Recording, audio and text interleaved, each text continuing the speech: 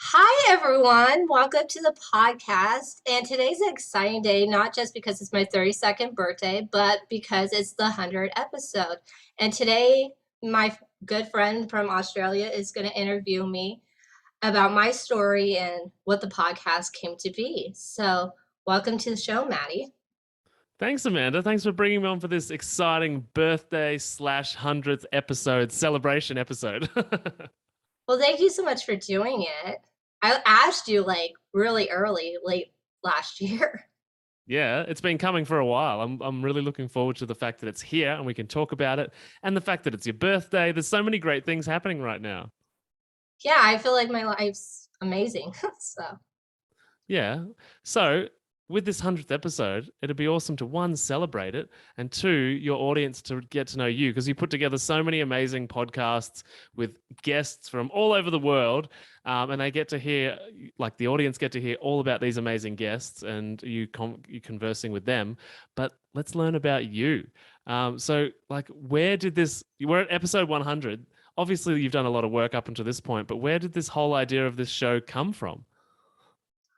Yeah, it's interesting how it came about because I was thinking about being a guest on other podcasts and I just was not I don't know, I was just not I didn't know about Facebook groups and getting like I just didn't know how to do it. And so I'm like Hmm. and I was looking on iTunes and I was like, "Oh, this is interesting. There's no podcast about fibromyalgia." And so I was like I was in a business course at the time, and I went to Palm Springs and I said, "Oh, I'm thinking about starting a podcast." And they said, "Okay, do it." And I did it within a month. I launched Whoa. it. Yeah.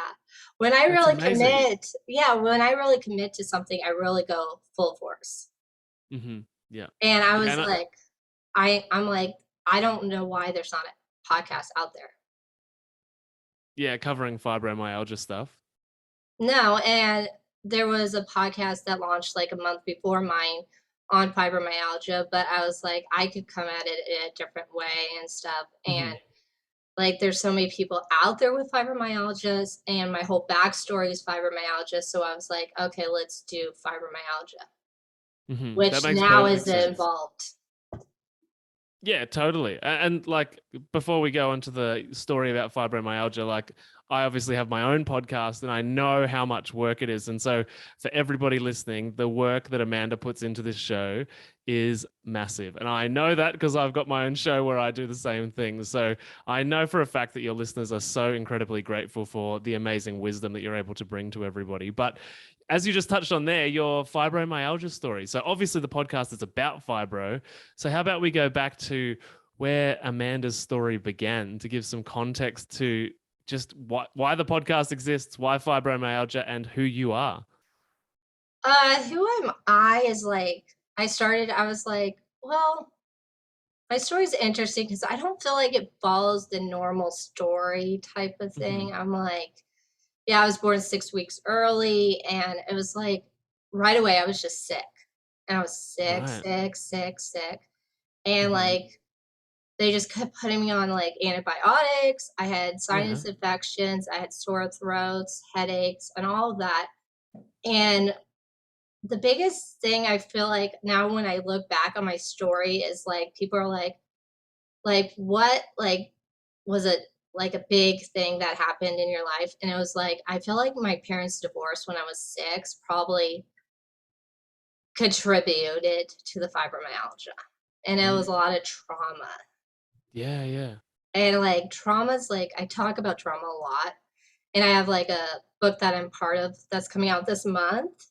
That's incredible. Yeah, with like 12 other authors and stuff. And I talk about them in the book. I talk about my story and I talk about the fact that my dad remarried when I was 8 years old. So And that's 2 years after the divorce. yeah, Yeah. yeah. And I don't talk about this and I don't remember if I talked about this in the book, but I talk about the fact my dad was dating her when she was pregnant with her second child and she was going through a divorce herself. And so, Wow. and so Complicated. yeah, it's complicated and Mm.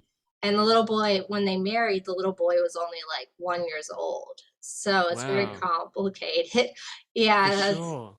yeah. And my parents, like I grew up with my mom and my grandma and they raised me, but like I had to go to my dad's every like Mhm. weekend and stuff. So it was like, okay, there was a lot of like, oh, you're not a good child.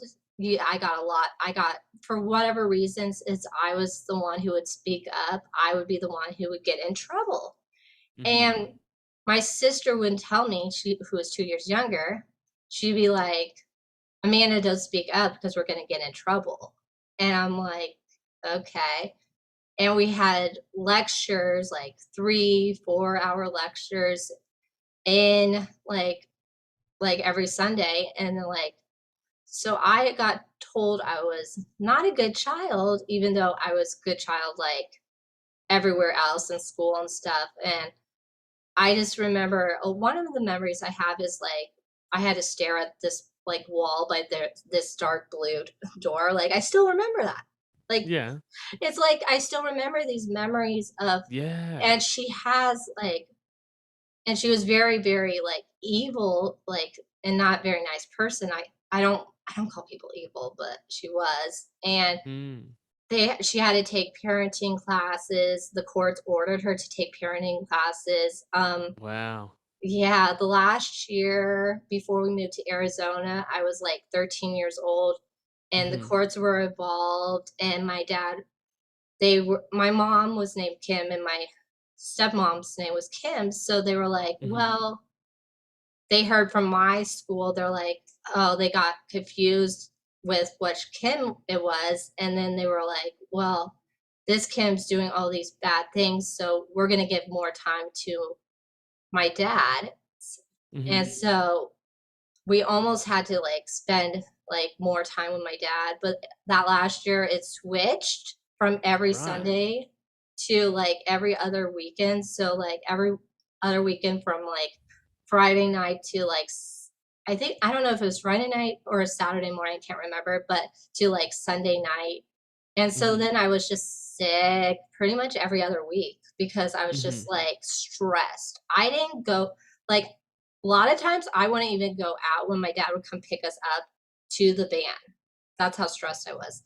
And they Mhm. both had two bands. And I remember if it was her band was gold, his band was blue. And like, I just wouldn't go out. I refused to go out.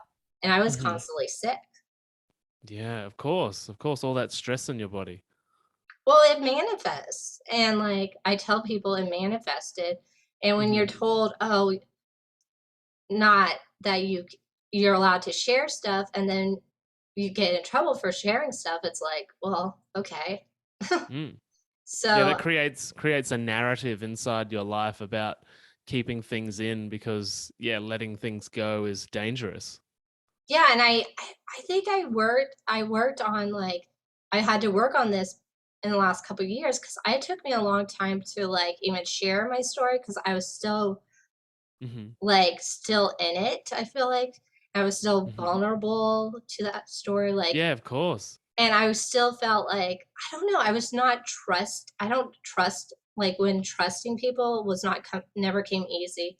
So I Yeah. was never outgoing, but I was very quiet, shy and stuff. My sister, who's 2 years younger, my grandmother would always say, "Oh, she used to be, like, really outgoing, but then she got super shy," and my sister's still shy now today.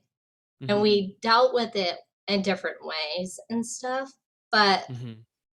when we moved out of Arizona, I mean, not Arizona, California, I was like, it was a month before my 13th birthday. And what happened is I was still getting sick every 4 to 6 weeks. So that was Right. the problem there too. And I Mhm. was playing catch up with school. For sure. Yeah. And like playing catch up, like for me was like, okay, you have to play catch up. But like I struggled with school too. So I was like, I had some learning difficulties, so I was like, "Okay, this is, like, extra on me," and then I'm like, "Okay, um, my sister, I was like, well, why is my sister always so healthy and I'm not healthy? Like Mhm. I struggled with that and why I had to miss school events and everything. And it's just like I know now it's all for a purpose and I'm like okay with it, but like back then when you're Mhm. a child, teenager, you don't understand it. Yeah, not at all. And you just feel like the world's unfair and why me? And, there's a lot of people go through their whole life like that. And I don't think there's a lot of rhyme or reason to who gets sick. But if you don't turn that story into, I like the saying, if you don't turn your mess into a message, you can be a very angry, bitter, and even evil person your whole life. Yeah, I think a lot of times that's what I feel like people get stuck into the mess and I'm like, well, what's your you go from trauma to triumph is my whole Yeah, I thing. love that. That's great. Because, like, I mean, I tell people, like, it's trauma to triumph, and, like, Hmm. I have like, that's what the book is that I'm a part of is it's called Trauma to Triumph because we could be stuck in, like, "Oh, poor me," or, like, Mm. "Look what's happened in the last year to me," or whatever's happened in the Hmm. last 20 years, but then well, it's like, well, you don't have to be like make it your profession to sharing your story, but at least share your story at least once or Hmm. twice. You keep sharing it. The first time it's really hard, but then after a while it's just like on repeat Yeah. and you're like, okay, I got a story to tell. For sure. No, that makes total sense. And so from that point, so you're just sort of talking about still getting sick in, I guess, what would have been the start of high school, and so or secondary school. You call it something different over there, don't you? We call it high school. Oh no, you call it's college and university that are different. Anyway, the so from that point, what happened in between then and being officially diagnosed with fibro? So I decided I was like, okay, I'm gonna graduate. I graduated high school a year later than normal, Hmm. and Hmm. just because I got held back. And my what Hmm. happened was I was like, okay, I love personal training. I was like, I'm gonna do that. That was my like end goal was to do personal training. Hmm. And like I don't know, like I started really young, like 10 years old. I liked doing Yeah, weights and stuff. I'm that's not awesome. yeah, but I've never played a sport in my life, and I'm teeny. Like, I'm, like, 5'2", but, like so I'm like, "Okay," but I was like the end of the last year of high school, they're like, "Oh, you could have, like, elective," and I'm like, "Okay, I'll do weight training." So I was Hmm. like, "Okay," and when I was like, "Okay, I'll do this 6-month course, 500 hours, and I'll take the exam and whatever," Hmm. and I was like, "Okay." And once I finished that course, I was like, "Well, I sort of wanna do, like, more education into nutrition." But I turned 20 and, like, 2 weeks later, and then what happened was, like, all suddenly, I was like, "I can't get off the couch. I'm so exhausted." And it was like this exhaustion where, like, you can't do anything and you're like, Hmm. what is going on? I was in so much pain. It was a other type of exhaustion I never felt in my life, and I was like, Yeah. "This was interesting." And I was still getting sick pretty much every 4 to 6 weeks. I ended up Hmm. dropping my gym membership eventually because I was like, "What's the point?" Yeah. And 10 months later, they're like I went to my grandmother, who was a nurse. She was like, "Oh, she's like, "Let's go to the top rheumatology place," and it was, like, 20 minutes away in the country, in Mesa, Arizona, and I'm like, "Okay." And she's like they're like, "Well, we think you have fibromyalgia." I'm like, "Okay, what's that?" And then that started this whole slippery slope. But Yeah. like, the rheumatology person was said he's like as I was out of the room, I'm like I knew he was saying something about me. He's like, "Oh, yeah. Your granddaughter probably is depressed." Well, of course you're depressed when you can't get off the couch and you're so exhausted and you're in so Totally. much pain. It's so dumb, but Mm. they're like, "Well, medication is your next step." So I was Hmm. like, "Okay." And luckily I had a grandma who was like, I took the medication for like a day, and it was like Cymbalta, I think it was, or something. Mm-hmm. And I've looked it up. It's like an antidepressant. But like, I'm like, I took it for a day, and I'm like, this makes me feel awful. I'm not doing this. And she's like, just stop. She's Mm-hmm. like, it's not helping. And then I'm like, okay. And then the next thing they were like, well, you could do physical therapy. I'm like, that's interesting. I'm like, okay. Now looking Mm-hmm. back, I find that super interesting that they said Why? because with physical therapy, like I've never been like it didn't help the pain. And I did Mm-hmm. the weights, I did swimming, and it wasn't very relaxing or anything. Then I remember them like telling like they put warm towels on you to relax with the muscles and stuff. But I just was like, I've never been overweight or anything like that. So I've always been at a healthy weight. But they were like, that's gonna help with the pain. And Mm. so I was like, okay. Even though I had done like that personal training program like 11 months before and stuff, Mm-hmm. and I hadn't had the pain when I did that program. Yep. And so they were like, well, do that. And I just remember coming out, and I was just bawl crying. I just cried. I was just a cry Mm-hmm. because I was so much pain. I cried a lot, like for Fair like enough.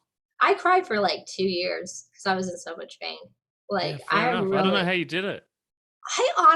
I look back in my life, and I'm like, I don't honestly know how I've gotten through anything I've gone through in my life.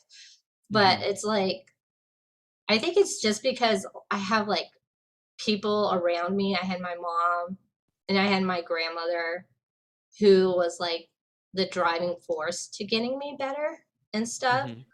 And I think that was the biggest thing. And then of course I have my belief in God and stuff. So I have a Mm-hmm. spirituality aspect to my life. So that's like a Yeah, for driving sure. force. And I find like I think when I was at my worst, I always had was like, well, okay, there's a reason I'm going through this. I don't know Mm-hmm. it yet. I didn't know it like back when I was 20. So that was like what it'll be 12 years this year that I was diagnosed with it. But I'm Mm-hmm. like, okay, it's what it was, but it's not gonna define my story. It's a Mm-hmm. huge part of me and stuff, but it's not like gonna define me. Yeah, that's powerful because I think that and this was going to be one of the things I wanted to ask is, it becomes so hard that when you suffer with something that's so all consuming for so long, how do you separate who Amanda is and the illness? Because so many people use their illness, whether it's endometriosis, cancer, Right. fibro, as their identity. And I totally get how that happens. But how do you like keeping them separate is such a healthy thing to do? Like, what was your journey with trying to separate yourself from the illness? I think the separating myself from the illness was like Hmm. realizing, okay, I could make this my whole life and I could play the victim mentality. And that's what I Hmm. find a lot of people do with their health. Or I could be like, oh, I'm just going to keep going no matter what. And I Hmm. have like this, I don't, not a lot of people I feel like have this, but I just have this inner drive in me where I'm like, okay, I might deal with whatever I'm dealing with in my life, but I'm not going to play the victim. How am I going to change this around? Am I going Hmm. to get some answers from a natural path, or am I going to get an answer, or am I going to work through that trauma? Like I Hmm. feel like working through the trauma, it takes time and stuff, and Mm. you're also like you have to let go. And I think Hmm. that's the biggest thing. I was talking to someone yesterday, and she was like telling me, she's like, well, what did you do to work on your trauma?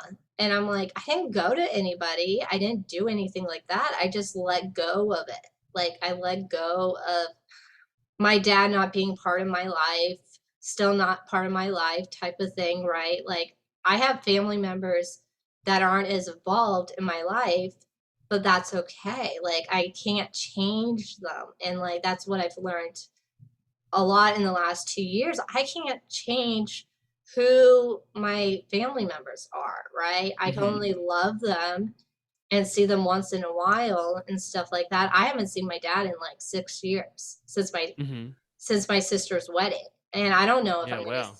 yeah, and I don't know if I'm gonna see him again unless somehow I get married or have kids or something. But like Mm-hmm. I don't I don't hold that against my dad. Like I'm not I'll talk to him once in a while, but like the family members that care the most were my is my aunt, and I'm super close with her, and my grandmother who passed. Mm-hmm. So that those are the two closest members, and my sister and I have an okay relationship and stuff, but for a while I didn't talk to my sister and it was hard. But Mm-hmm. then I realized like a year into it, I realized I can't change her. And then she had got pregnant. So I'm like, I gotta be involved with that little girl's life type Mm. of thing and stuff. So then that relationship came back a little bit in the last like Yeah. 2 years and stuff. And she's expecting her second child in March. Okay. So that's exciting. But I mean, like, you can't change your blood. I wish. Totally. Actually, it's funny you say that because I put a post up on Facebook yesterday just talking about some of the lessons that I learnt from 2021. And you definitely can't change your blood, but I think one of the great things about becoming an adult and acknowledging that the people that have the same blood as you were a part of your trauma and will continue to be toxic people. One of the great things about being an adult is that blood doesn't matter anymore. You can choose your own family, you can choose your own friends. And I, yeah, personally have met so many people as an adult that I would consider or go to in an emergency before some of my family members because unfortunately it doesn't matter what their blood is. Toxic people are toxic. And especially if you know they've contributed to a health condition, like staying around those people or exposing yourself to that over and over again, like you'll never get well. Yeah, and I think it's just realizing, okay, you don't have to be friends with every single person that comes into your life. Like Yeah, for sure. I've been here for like 6 months and I'm like, it's a lot of people I've met and stuff, but I'm like, who are gonna be those people who are I'm like, well, I'm having a bad day or I need some Hmm. support or something. For And I sure. think it just takes time and stuff. But Yeah, no, absolutely. So I guess thanks for sharing that journey. Like that's obviously a lot of super personal stuff in there, and I think a lot of people listening can probably start identifying in their journey some trauma that may have led to some health issues. Because, as we both know, there's so many health issues that can be traced back to a traumatic childhood or a traumatic period of one's life that wasn't dealt with, that wasn't externalized from the body and downloaded and released, and so from there, obviously, you decided to become a holistic nutritionist. Is that because all along your journey, you realized that food was such an important part of getting well as a fibromyalgia sufferer? yeah, I realized so I went through this whole like cycle of like I did pain management, which was the most excruciating thing I ever done in my life. And Hmm. I don't recommend it, but like so with pain management, they were like, well, you get 3 treatments, and I did 2 of the 3 treatments, and they would shoot this huge needle into all the different trigger points, and I Hmm. was awake, and, like, they would be like, "Well, your blood sugar is gonna crash, you're gonna have to have cookies and juice," and I would be super lightheaded, but I would just come out, like, bawling, crying. I was in so much pain and Hmm. stuff, and they did MRIs. They Hmm. did like I did everything. I probably did like all the different naturopaths, acupuncture. I went through the rabbit hole. And eventually I was like, I found out my grandmother was like, well, there's a wellness chiropractor. And I'm like, okay. And he was like 10 minutes away. And she's like, this was in Gilbert, Arizona. And she's like, well, she went to his talk and he's like, well, if your granddaughter has fibromyalgia at like 20 years old, she's been very sick for a very long time. Oh yeah. Yeah, and a light bulb went off in my grandmother's head, and she's like, "Oh, he really gets this." Mhm. And this was in the spring of 2011, Mhm. and I worked with him for 8 months. Did the Yeah. chiropractic, did all of it. I don't even remember the other stuff I did, but he did saliva testing, stool Mhm. testing, and food sensitivity testing. And Mhm. my Yeah. cortisol levels were high. No Uh, surprise, right? no, not surprising. And Mhm. like my food sensitivities, he said, were the highest in his practice at the time. But Whoa. yeah, Wow. yeah. So and that's the thing that triggered your curiosity to learn about food. Well, I always was curious before of that and stuff. I was always in, I don't know Mhm. why. I was like, as a like a preteen teenager, I was always like, okay, I knew nutrition played some part, Mhm. like and stuff. I just knew. I was like I'm a little curious. I'm a very curious person. And so I was like, Can relate. I'm like very curious, like just about people and just like nutrition, health in general. And so I Mhm. was like, and in high school, I took like we took like half a year of nutrition, and I'm like, oh, this is really interesting, and that probably sparked it too. I feel like, Mhm. Yeah. but yeah, he's like, yeah, you have two genes from both parents, and he's like that one set from each parent, and I'm like, okay, and it's like the gluten sensitivity was really high. I had an egg sensitivity, a dairy sensitivity, and a soy sensitivity. And that Wow. was back in 2011. So Mhm. that was crazy. But I was Yeah, that like, makes the food choices very limited. well, honestly, I don't find it limiting anymore, but, like, 10 years ago, everybody's well, I was like, "What is gluten? What is, like, all of this stuff?" Like, I didn't even know like, it's not pushed. It wasn't pushed back in, like, 10 years ago, 11 years ago, whatever, how many years ago now it is, that it was, like oh, I guess it'll be 12, 11, or 12 years this year, but, like, I was like, "Well, that's interesting," and he's like, "Okay, do elimination plan," and Mhm. that was like, "Okay," and so I started to feel better, but it just took a long time, and I, like, Mhm. say like, I tell people, like, I'm never gonna say my health is, like, 100%, but at least I'm not, like, on the couch, not Mm. living a life, right? For sure. And I feel like people are just like, well, I can't get back to getting better. Like, what can you get? Like 20, 30, 40? How much better can you get in your life? I find. Like, I feel like I probably at like 80 to 90 given day or that time of the month type of thing. But like, Mhm. how much better can your life get if you eat the right food and take care of yourself? And maybe it's not the right food. Maybe it's stress. Maybe it's something else. Maybe it's the Mhm. trauma. Maybe it's the mindset. Well, I think just as you go around with that list right there, it highlights the holistic nature of health. And it's like, it might actually be all of them. It might be 2% stress and 50% food, or it might be 90% stress and, 10% food, or, add in relationships and add in the houses that we live in and the toxins that we breathe in and living near an airport or a city that's really Yeah. toxic, like there's so many variables plus genetics.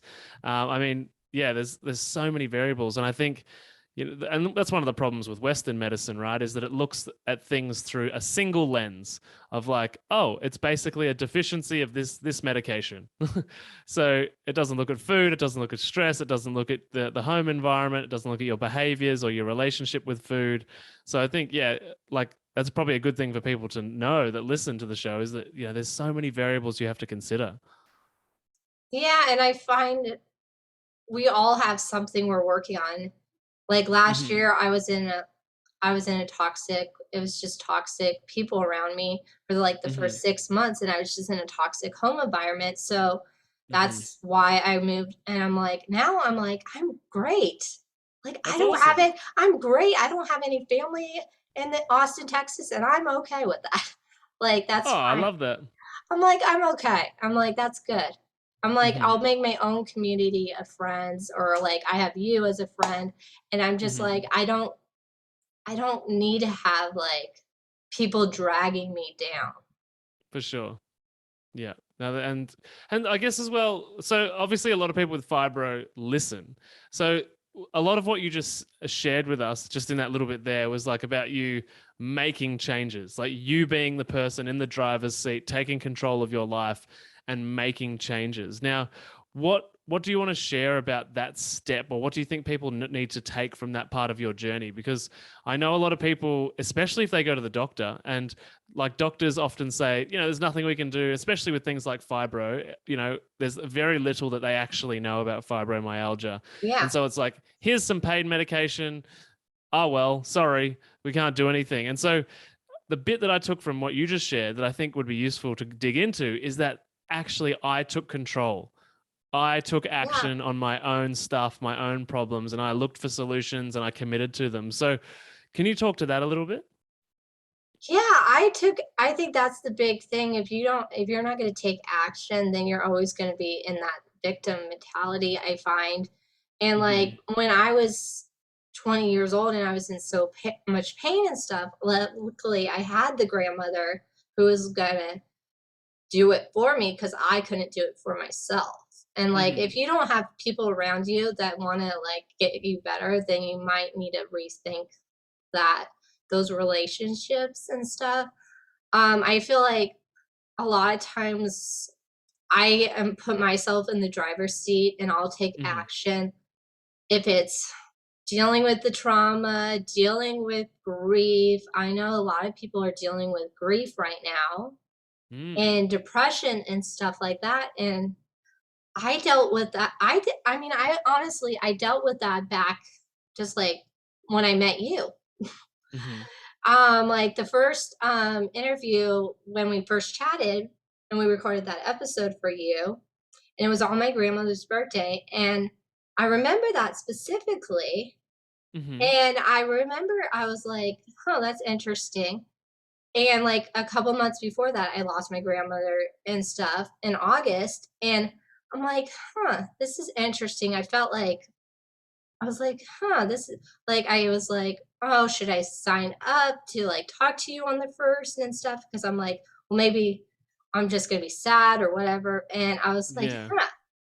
this is interesting. And after I had that recording with you, I was like, oh, okay. Like I felt like like God like sent you to me at exactly the right time because I really was at this. I was going through grief and I needed a friend who was into health just as crazy as me. And then also saw like when I checked out your website and stuff, I'm like, oh, this guy's cool. So I'm like, and you're fun, Thank you. and he's fun, and you guys, his podcast is amazing. So, but he's as funny as could be. Your solo episodes are so funny. And I'm A like, lot of people say that. I gotta be friends with this guy. So I was like, okay, after that recording, I was like, I'm gonna send a message to this guy. I have to know more about him. Well, thank you. I very much appreciate that. And it's funny you say that because, yeah, a lot of people say that the solo episodes make them laugh, which is a beautiful, beautiful thing. Because I think, like, the reason that I named the podcast How to Not Get Sick and Die is literally because whenever I said it to someone when I was trying to pick a name, like, it made people laugh. And so many health shows are like, doom and gloom, and going to the doctor is like a lot of people avoid the doctor because they're like, I'm going to get bad news. And yes, obviously there's some bad news and there's a lot of uncomfortable things, but if we don't look at it like we are in the driver's seat, just like you shared with us, and we look at it like we've got choices, and we do have choices. Every time we go to the doctor and they tell us stuff, we've got choices to make, whether that be to change our diet, which I think is one of the most impactful things anyone could do for any health condition.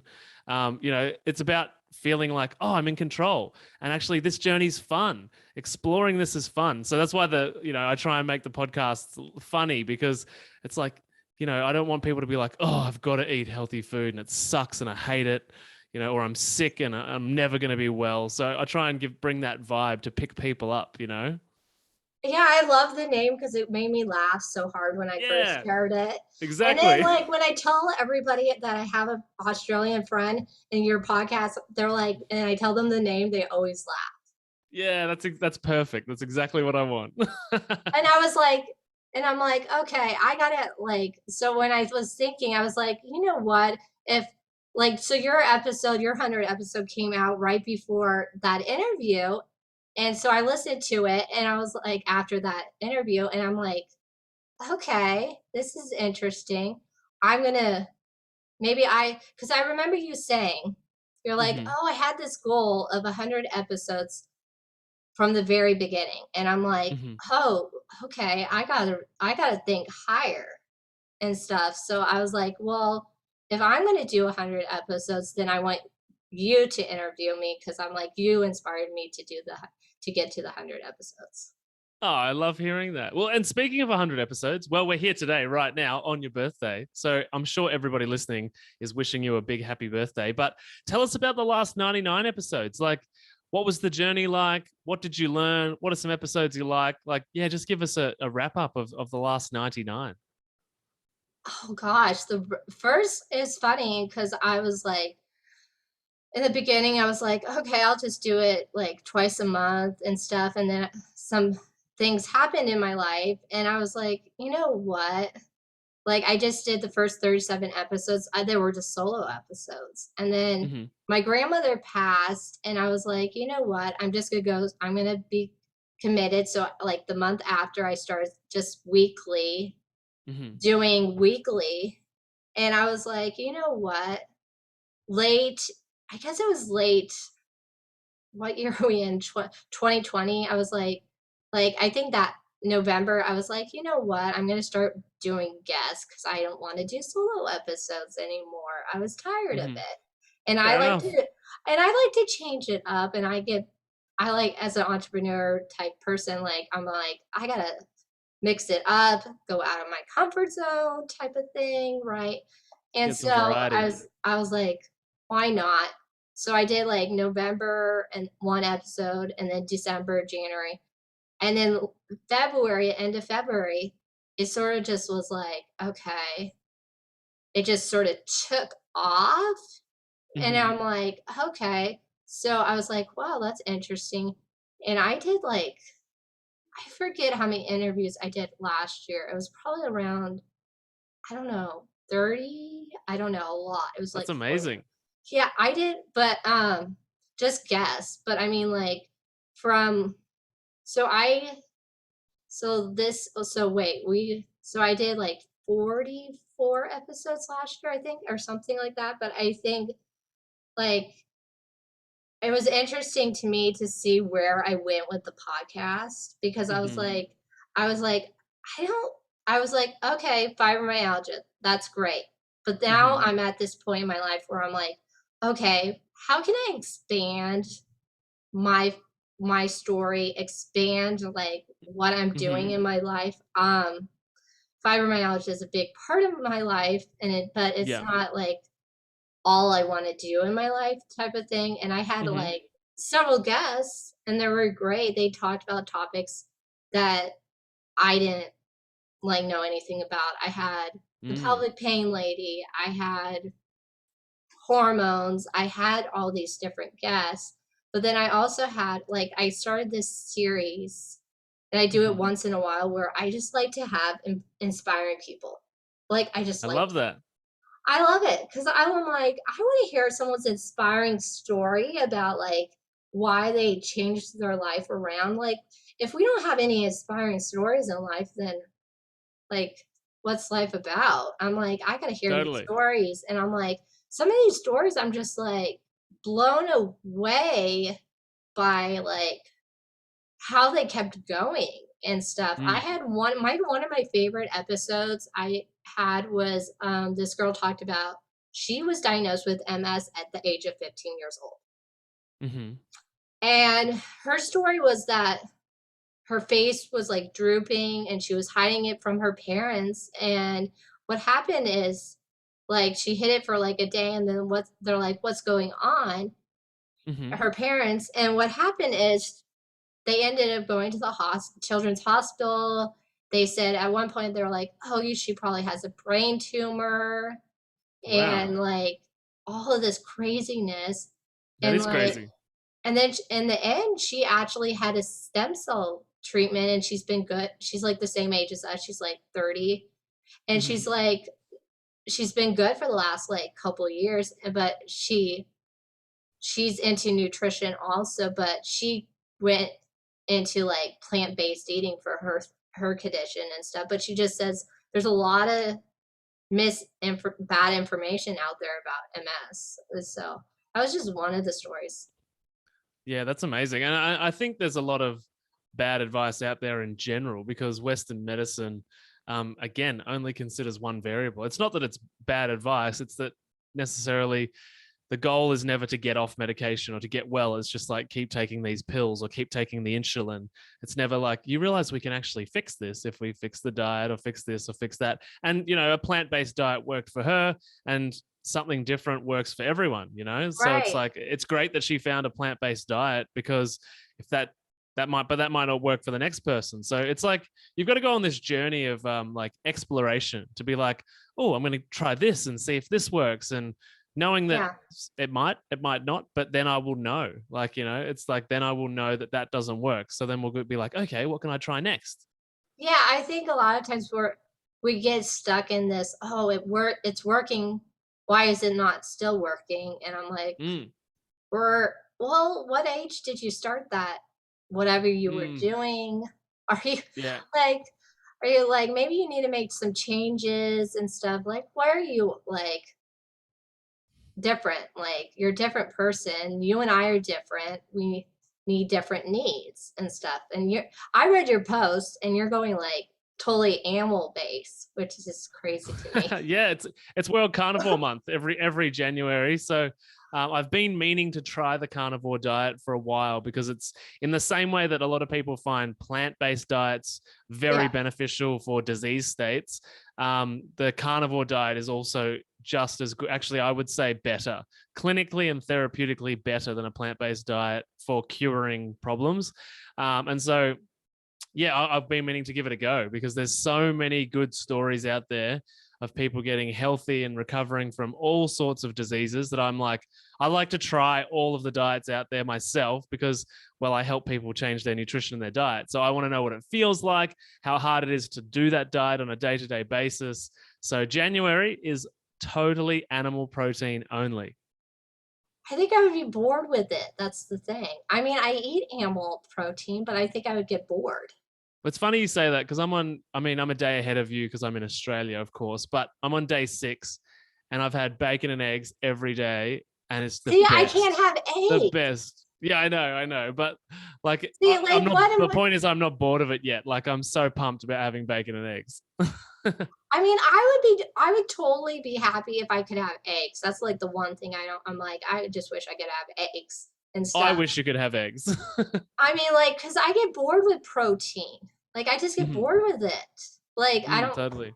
I mean, I love, and I'm like, okay, chicken again. I'm like, but like, I like to cook though, so I think I would be pretty bored with it. I like to Yeah, create I like to create. and it might be the same for me by the end of the month, right? But I'm just experimenting this month to see how it changes my body, see how it changes my constitution, see how my body responds. Do I lose weight? Do I gain weight?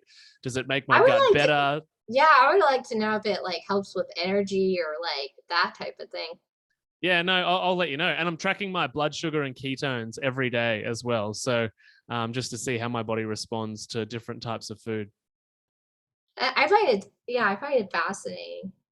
Yeah. So, but yeah, no. So you've done 100 episodes. We've just done it, the 100th episode. So, Yeah. what is the next goal? What is the mission from this point? Like, what do you want to do with where you are at now? Like, what's in the next chapter for Amanda? The next chapter. So I feel like it's very interesting because I've been like thinking about like, oh, what should I do next with the podcast? And I've been thinking about it for like the Yeah. last 2 months. And I'm still like thinking about it because I was like, do I want to still do I want to still focus just on fibromyalgia? And I'm at this place in my life where I'm like, I don't want to just do fibromyalgia. I want to do Hmm. cooking, nutrition, Nice. more More like a food. whole more like food, honestly. I just feel like I'm feeling like I'm getting pushed into the food aspect. Like, it's funny Hmm. because people are like I went to like a Thanksgiving and there's two young guys and they're in their 30s and they're like, "Oh, Amanda, don't listen, but we don't eat. Like we have one meal." I'm like, "Okay." Like I don't feel like people know how to cook and Hmm. stuff. And I'm like, and it's really interesting because I'm having friends, I'm meeting new people, and my closer friends are like, they have celiac, they have autoimmune conditions. So they Yeah. already like cook healthy stuff. And then there's people in my life who are like moms, and they're like, well, I don't know how to cook, but I want to learn how to cook. And so I'm like, Hmm. okay, that's interesting. So I do want to I still feel like I'm going to do the story episodes. I'm going to still do like interviewing you and stuff, like interviewing people like that, Hmm. experts, but then add like mix in some cooking episodes also. That sounds amazing, and I think a lot of people will get benefit out of that. I personally think, because I work with mums as well a lot of the Yeah. time, and I think that as a mother or a father, anyone with looking after children, the most important thing you can do for those kids, apart from love them, second is learn how to cook, and definitely do not learn how to cook from the government or from your doctor, because they were all told things that make the government and corporation money. But if you can learn properly from podcasts like Amanda's and all the great cooking and holistic health podcasts that are out there, I think it's the best gift, because you will set your children up for health for life. Like, they will be abundant, successful. If they're into sport, they'll have less injuries.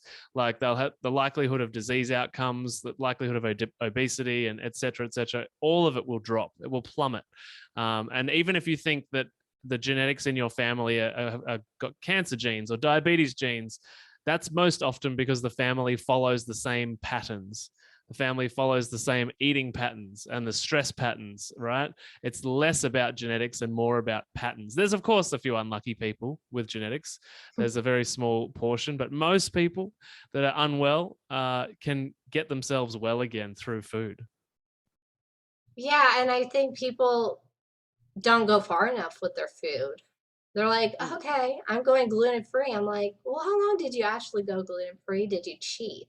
I'm like, I always tell people 1 little molecule of gluten can stay in your body up to weeks, up to months, and I'm like, "Did you cheat? Maybe it's not just the gluten. Maybe it's the dairy, the soy, the eggs, maybe the sugar." Hmm. I mean, I don't know how many people cut out sugar and stuff, but like, Oh, one of the most important things to cut out. yeah, and I'm like, and that's it's interesting to me, like, how people are like, "Well, I do one or I do the other, but I don't do all of them." And sometimes you Hmm. might have to do all of them at once, and it's but how well do you wanna be, and do you wanna live like, I didn't know I was gonna have a niece and my second niece this year. I didn't know Hmm. that, and but, like, look, like, I went to Castle Rock, Colorado, I saw my sister, I could play with my niece. Like, I don't take those moments in my life for granted. And Hmm. like, if I hadn't done anything, where would I have been today? Like, still in pain, Totally. maybe? Yeah, Not doing absolutely. podcast. Well, I'm very glad the journey took you to the point that we're on a podcast together. Yeah, me too. So you're gonna diversify the podcast a little bit, which is really, really exciting. So have you got anything else you want to share with the listeners before we finish up this amazing 100th episode, which is so incredible that you've made it here? Like, and for people listening, I've got a good friend that runs a podcast company, right? Yeah, And it's only more. I think you're in the top 2% of podcasts ever that get to episode 100. that's amazing. I know, It's so incredible. crazy. I'm like, today, I'm like, it's finally here after like been talking about it for like 7 months or something, or 8 or 9 months. Because I remember I was like, oh, I'll ask him back in March Yeah, last year. So I was like, oh, it's finally here. But here we are. yeah, but my final advice is like, just take action. I think the biggest thing out of like this whole episode and all the other episodes I talk about is like, take action. You're in the, like we talked about, you're in the driver's seat. to changing your life. Nobody's going to change your life for you. And every single year, there's something you might need to work on. One year for me was like getting into grief classes after my grandmother passed. And I did that Mhm. for like 3 months. And Mhm. that, and then they're like, last year, they're like, oh, do you want to do the grief classes again? And I'm like, no, I'm past that point. And then it Mhm. was on to the next step of getting away from family and most and that type of stuff. So there's always a step. It might not be nutrition. It might be Mhm. something else. It might be your sleep because I know you and I are both big on like sleep and stuff. But Totally. like, what's one thing you could take action on today? Like you say in your pod, you talk about one tweak a week. I talk about like baby steps. Mhm. Yeah. Yeah, make it small so that it's not overwhelming, but make it significant enough that it feels like you're doing something. And don't overwhelm yourself and do like 50 things. Yeah, I think diet culture has done that for a very long time, made people feel like, they're not all the things they need to be yet, which makes us all feel like we're imposters and we're failing and yeah, we've got to accept every single day as it comes and be present and move forward. So I think that message that you're sharing with everyone is like baby steps, take action, have the courage to go down some of these paths, whether it be sleep, figuring out stress, figuring out trauma, figuring out your relationships, having difficult conversations with people in your world, or nutrition. Like, having the courage to do that is so, so important. So I think that message that you're sharing is beautiful. Thank you so much. No worries.